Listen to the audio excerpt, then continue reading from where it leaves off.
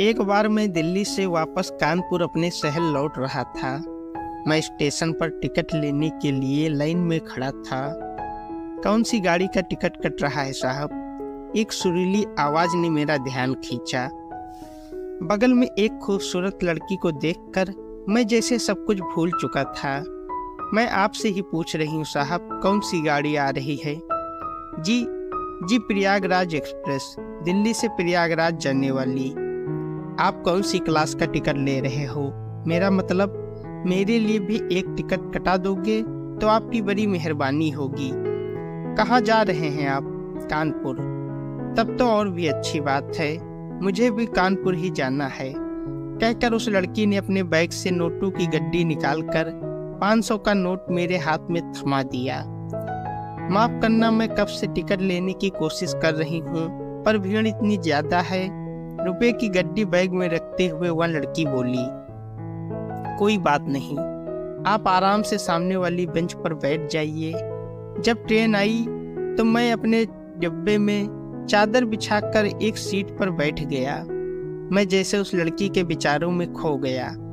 काश वह लड़की मेरे पास आकर बैठती। अरे आप।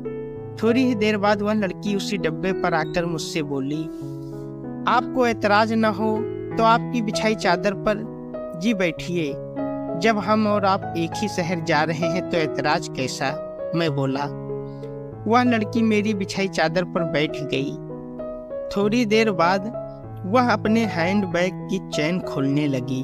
कभी इस पॉकेट की चैन तो कभी दूसरे पॉकेट की चैन खोलती और बंद करती। वह बार बार बैग टटोल रही थी। वह बहुत परेशान लग रही थी। मुझसे रहा न गया तो मैंने पूछ ही लिया, क्या हो गया? लगता है कि कुछ। मेरे रुपये का बंडल, उस लड़की ने बैग टटोलते हुए कहा। कितने रुपये थे? मैंने पूछा। 25,000 रुपये थे। मामूली सी बात समझकर लड़की ने लापरवाही से कहा, लगता है किसी ने हाथ साफ कर दिया। आपके साथ और कोई नहीं है क्या? मैंने पूछा। छोड़ो, शहर तो पहुंच जाऊंगी, कोई नहीं है तो आप तो हो ही। मुझे घर तक छोड़ देना, घर पर आपको टैक्सी का किराया वापस कर दूंगी। कोई बात नहीं। तेज रफ्तार से ट्रेन चली जा रही थी। वह लड़की मुझसे सटकर बैठ गई। लड़की की छुअन पाकर मुझको जैसे बिजली का झटका लगा। उसके बदन की खुशबू से मैं मदहोश हो रहा था। आप कानपुर में कहाँ रहती हैं? पटेल नगर में। और आप? जवाब देने के बाद लड़की ने पूछा, आप किसी सरकारी नौकरी में हैं? जी हाँ। इसी बीच ट्रेन रुकी। वह लड़की मुझसे टकराई। जब उसका बदन मुझसे टच हुआ तो मेरा रोम रोम रोमांचित हो गया। मैंने उससे उसका नाम पूछा तो उसने बताया मेरा नाम प्राची है। धीरे धीरे हम दोनों एक दूसरे से काफी घुल मिल गए।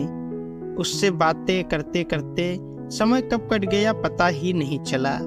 मेरी ट्रेन कानपुर पहुंच गई। जब हम स्टेशन से बाहर निकले तो मैंने उस लड़की से आग्रह किया कि आज की रात वह मेरे घर पर रुक जाए, क्योंकि मेरी बीवी मायके में थी और मैं घर पर अकेला ही था। कुछ सोचने के बाद वह लड़की बोली, ठीक है, आप इतने प्यार से कह रहे हैं तो चलिए। फिर टैक्सी पे बैठकर हम घर की ओर निकल पड़े। घर के सामने पहुंचते ही प्राची मेरा आलीशान घर देखकर हैरान रह गई। नौकर ने घर का गेट खोला और नमस्ते किया। नौकर ने मेरी अटैची टैक्सी से निकालकर घर में रखी। मैडम, यह है अपनी कुटिया। आपके आने से हमारी कुटिया भी पवित्र हो जाएगी, मैंने प्राची से कहा। बहुत ही खूबसूरत घर बनाया है। कितनी भाग्यशाली है इस घर की मालकिन। छोड़ो, इधर बाथरूम है, आप फ्रेश हो जाओ, मैं आपके लिए कपड़े लाता हूँ, कहकर मैं दूसरे कमरे में जाकर एक बड़ी सी कपड़ों की अटैची ले आया। अटैची खोली तो उसमें कपड़े तो कम थे, सोने चांदी के गहने व नोटों की गड्डियां भरी पड़ी थी। नहीं, यह अटैची मैं भूल से ले आया। कपड़े वाली अटैची इसी तरह की है। और मैं तुरंत अटैची बंद कर उसे रख कर दूसरी अटैची ले आया। यह लो अपनी पसंद के कपड़े, मेरा मतलब साड़ी, ब्लाउज या सूट निकाल लो। इसमें रखे सभी कपड़े नए हैं। पसंद तो आपकी रहेगी। तिरछी नजरों से कुछ मुस्कुराकर प्राची ने कहा, यह काली ड्रेस बहुत ज्यादा भवेगी आप पर। यह रही मेरी पसंद। वह ड्रेस लेकर प्राची बाथरूम में चली गई। तब तक मैं भी अपने बाथरूम में नहाकर ड्राइंग रूम में आकर प्राची का इंतजार करने लगा। प्राची जब तक वहां आई तब तक नौकर चाय नाश्ता टेबल पर रख कर चला गया। हम दोनों ने नाश्ता किया। मैंने पूछा, खाने में क्या चलेगा? आप तो मेहमानों की पसंद का खाना खिलाना चाहते हो, उसने कहा। ना आपकी पसंद, मैं तो ऑलराउंडर हूँ। फिर भी वह सब कुछ तो ठीक है, पर मैं आपके बारे में कुछ क्या, साफ साफ कहो। आपके नौकर चाकर श्रीमती जी को जरूर बता सकते हैं। मेरे चलते आपके घर में पंगा खड़ा हो, मुझे गवारा नहीं। आप चाहो तो मैं परसों तक नौकरों को छुट्टी पर भेज देता हूँ, पर मेरी एक शर्त है। कौन सी शर्त? खाना आपको बनाना पड़ेगा। हाँ, मुझे मंजूर है, पर आपके घर में कोई पंगा ना हो। पहले यह तो बताओ, खाने में आप क्या खाओगी? मैंने पूछा। आप जो खिलाओगे मैं खा लूंगी, आंखों में झांक कर प्राची ने कहा। मैंने एक नौकर से खाने की कुछ चीजें और शराब मंगवाई और बाद में सभी नौकरों को छुट्टी पर भेज दिया। तब तक रात के 10 बज चुके थे। आपने तो शराब से भरे जाम को देखते हुए प्राची ने कहा, जब मेरी पसंद की बात है तो साथ तो देना ही पड़ेगा। मैंने जाम आगे बढ़ाते हुए कहा, मैंने आज तक इसे छुआ भी नहीं है। ऐसी बात नहीं चलेगी। मैं अगर अपने हाथ से पिला दूं तो? और मैंने जबरदस्ती प्राची के होठों से जाम लगा दिया। काश आपके जैसा जीवन साथी मुझे मिला होता तो मैं कितनी खुशकिस्मत होती। आंखों में आंखें डालकर प्राची ने कहा, यही तो मैं सोच रहा हूँ। काश आपकी तरह घर मालकिन रहती तो सारा घर महक जाता। अब मेरी बारी है, यह लो, मैं अपने हाथों से आपको पिलाऊंगी। कहकर प्राची ने दूसरा रखा हुआ जाम मेरे होठों से लगा दिया। शराब पीने के बाद मुझसे रहा न गया और मैंने प्राची के गुलाबी होठों को चूम लिया। आप तो मेहमान की बहुत ज्यादा खातिरदारी करते हो, मुस्कुराते हुए प्राची ने कहा। बहुत ही मधुर फूल है आपका, जी चाहता है भौरा बनकर सारा रस पी लूं। मैंने प्राची को अपने आगोश में लेते हुए कहा। आपने ही तो कहा था कि मैं रात में सारे माहौल को महका देती हूँ।